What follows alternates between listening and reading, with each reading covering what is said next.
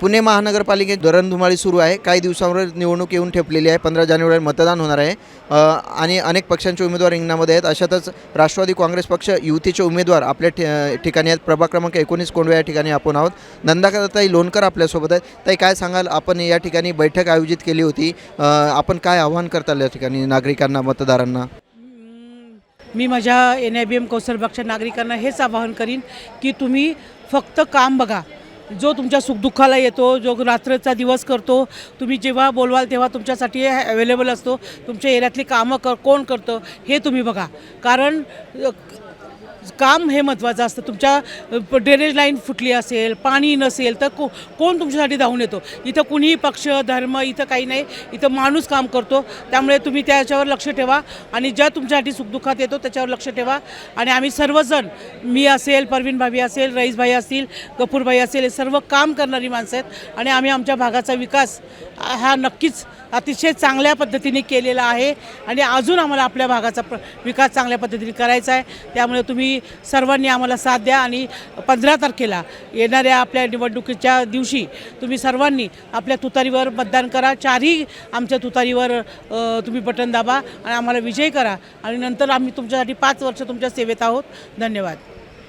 आपल्यासोबत परवीन शेख ताई येतात, त्यांच्याकडून आपण जाणून घेऊयात. अधिकृत उमेदवार आहेत. आपण महिलांना काय आव्हान करता या ठिकाणी? महिलांना काय बघा, मी महिलांसाठी महाकतीचा दवाखाना केला आहे. ते तिथं काय ते डिलिव्हरीचं पण होणार आहे. आता फिलहालमध्ये हे चालू आहे, OPT चालू आहे तिथं. तर तिथं होतात, इलाज होतात. म्हणजे OPTमध्ये जसं ते काय म्हणतात, सोनोग्राफिक आहे, ते हे ब्लड टेस्ट आहे, ते आहे, सगळं असं केलं आहे मी.